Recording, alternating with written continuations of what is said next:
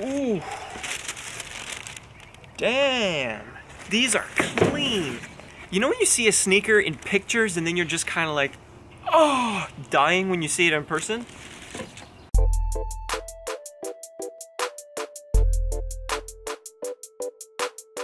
What's good? This is your boy Matto MTL, and today we just got blessed by the mailman. We got 2 of our 3 packages in from the mail. One of them came with us from Japan, of course. The next one we ordered from the US, and the other one was ordered from the sweet old West Coast. Shout out to Livestock for doing an awesome drop. So we are going to be unboxing 3 beautiful hype items today. In fact, they're right behind me. So without further ado, let's open these babies up. And like that, we're outside. I figured I'd do it out here because it's a pretty beautiful evening today, so I'm gonna grab whatever's left of the sunlight after work today and kind of unbox the stuff that I'm gonna put on outside. First off, we've got our Supreme vinyl work jacket. This thing I was so unsure of when it came to the sizing. Here are the stickers, by the way, just fell out of the bag. I ended up picking up a large because my last Supreme pickup was a large and it fit me great. And this, I'm a little nervous as to the size though because I was trying some of them on in Japan, and I'll tell more of you about that later. But actually, clothes in Japan at the Supreme stores, you have to really want them because the prices are marked up like crazy. They're actually way more than the United States, so the economy for Supreme in Japan and Asian countries just tends to be a little bit more desirable, a little bit more elevated, and since the demand is there, well then the cost goes up as well. So I was able to try on a medium at the store and it fit me better than I thought the large would, so I'm a little apprehensive about this, but we're gonna try it on and we're gonna see. Here's the tape. You have little 2 pieces of tape right here holding the bag closed. And here you are. You've got your Supreme writing on the inside. So here's the jacket. It comes folded in half like this. You have your Supreme branding right here with your little size tab right there. You have your Supreme logo branding right here on the left side chest pocket. Zipper with, of course, your little button snaps. So let's unfold this baby up. Paper. Clearly this is to prevent the vinyl from sticking to the other pieces of vinyl.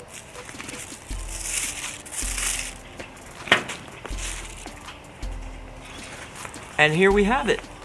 This is the black colorway of the Supreme vinyl work jacket, and I honestly think it looks really nice. Got some loose strings here. Loose strings right here. You're gonna have to cut that off. So let's see how this baby fits.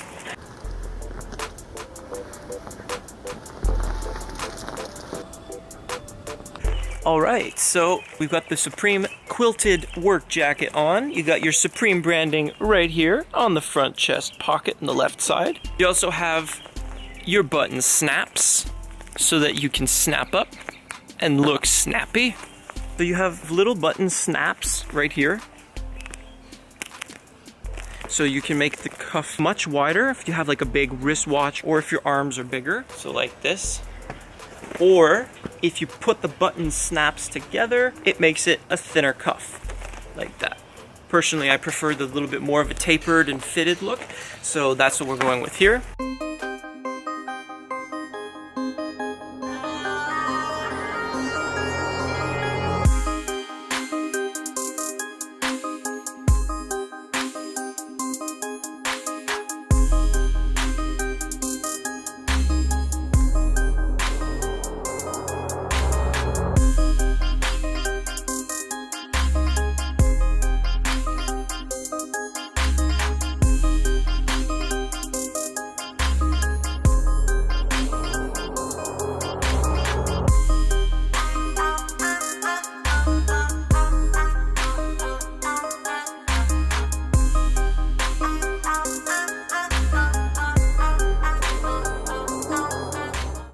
All in all, I feel like the jacket is missing a little bit in terms of what you feel like is quality. It's missing a bit of heft. As you can see right here on the tag, the majority of this jacket is polyester based.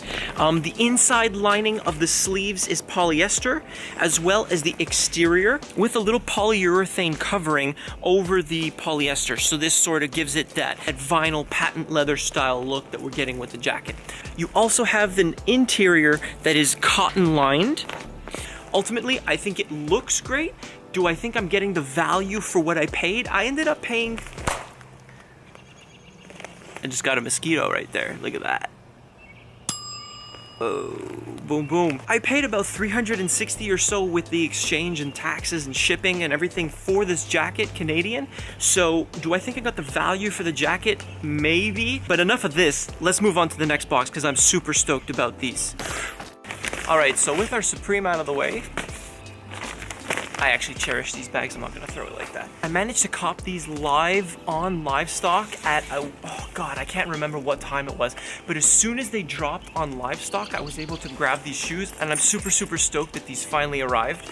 These are the Yeezy 500 Blush, and I've been super stoked on this silhouette because I feel like it's one of the most innovative and different Yeezy silhouettes that have come out since the oversaturation of the market with the 350 V2s, and of course, the Wave Runners are really not my cup of tea. I find they're the ugliest dad shoe that I've ever seen, but these, what sold me on these, honestly, was the outsole. They look freaking amazing. So let's take a quick look at these now.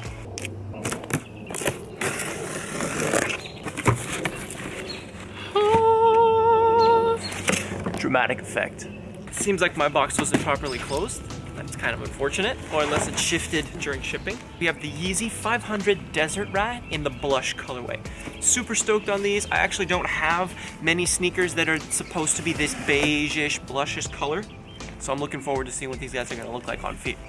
So here we have the standard Yeezy shelf boxing.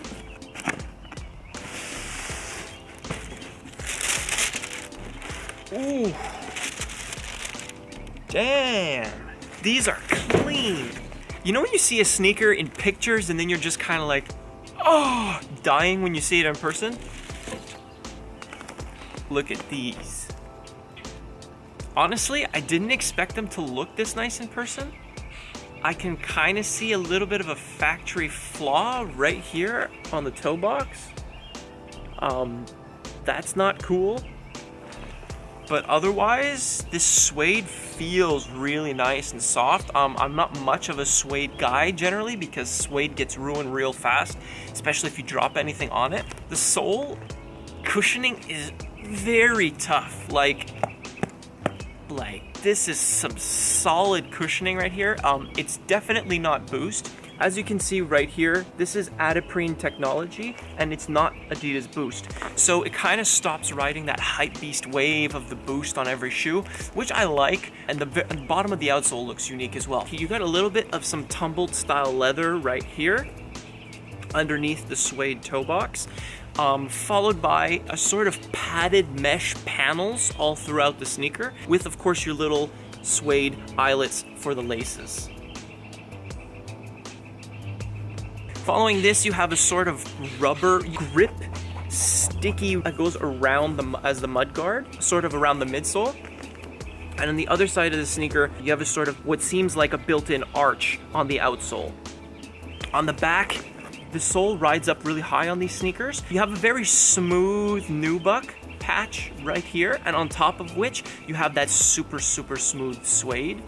And the nubuck kind of continues right around here above this sticky, sort of grippy style rubber midsole. So you have your leather continued on the tongue right here, and the fluffy mesh tongue as well. I got myself a size 10.5 in these. I wasn't sure how they were gonna fit. I'm usually a true to size 10, but I'm gonna try these guys out and see how they feel, and I'm gonna let you guys know so that you know what size to get yourselves.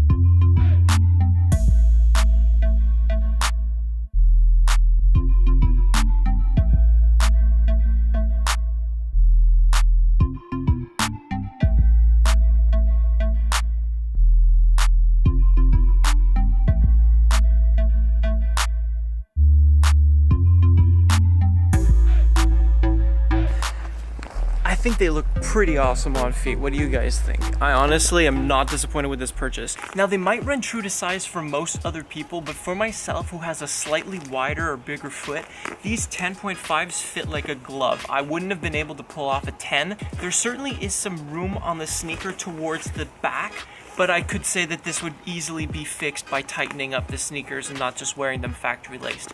So I would say if you are a wide or bigger foot, go a half size up. If that's what you're used to doing with other sneakers, definitely do it. For me, this fits like a glove. It fits perfect. I love the way that the sneaker feels. It certainly is a more rigid and harder shoe. It is not Boost whatsoever, and it is not as responsive as Boost technology, but the shoe is awesome, and I am definitely going to be rocking these. So I love the jacket, I love the sneakers. Let's go take a look at the very last piece from Bape. We've got our final piece from Bathing Ape. This piece is very special for me because I actually picked it up in Japan. There's a little bit of a story behind this piece, which is why it's so important to me. I waited in Japan on my trip for 5 hours in the Supreme line trying to cop the waist bag for the North Face collab that was coming out. And I waited 5 hours in line just to try and get in, and everything from the North Face collab was sold out. Oh my God. This is apparently the lineup for Supreme. It's like a block away. So we're here, and this is the line. There was nothing left, so I had made some friends in line, and afterwards we went to Bathing Ape and bought basically what we would have bought at Supreme, bigger, for maybe 30 more bucks. So we put the money to use, and in my opinion, it was a better investment than in the Supreme waist bag. We're back in Ginza. We got something at Bape.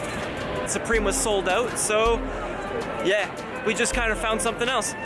So here you have your typical Bathing Ape bag. It's a very large bag, as you can see. Up here you have the branding of Bathing Ape in the transparent bag. Here you have Ape shall never kill ape, which is of course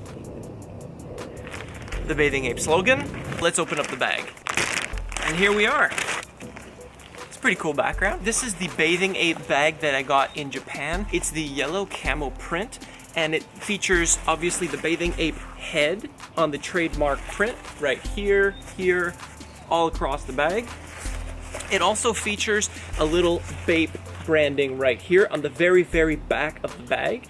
You could wear it straight around your back. You could wear it off to one side. You could wear it off to the other side. You could even wear it lower or higher, depending on how you want to tighten the straps. So I find that this bag is very versatile, and that's why I love it. I'm going to be using this a lot for sneaker shows and stuff where I got to put my camera gear, my sneaker pickups, and all that stuff. I'm going to be throwing into this bag. So it's perfect for these shows. You also have the Bathing Ape branding right here on the little pull tabs on the zipper. You have a 3M stripe that goes right along the main zipper of the bag, which can also be flipped out to match the yellow camo look of the bag. So, apart from that, some pretty giant buckles, and you have your shoulder straps right here. I'm gonna throw this bag on and show you what it looks like with the entire Hypebeast ensemble. Stay tuned. This might not be how I would actually style this bag. The clothes I'm wearing are very different tones and colors. They're much more dark. I will go a lot lighter with this. Regardless, I'm gonna put this guy on and show you how it looks with the fit.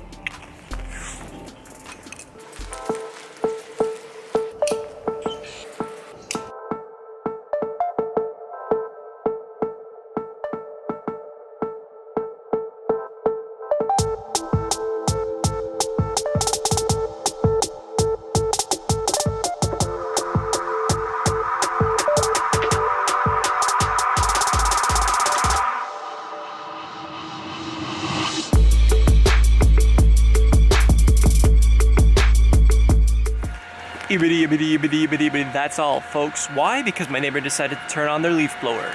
So I hope you guys enjoyed this video. If you did, I appreciate if you could like, comment, subscribe, and hit that notification bell so that you guys are one of the first ones notified as soon as I drop a new video. I appreciate all the comments and support, and I appreciate everybody who follows me. This is Matto MTL. Wear your kicks, take care of them, have an awesome day.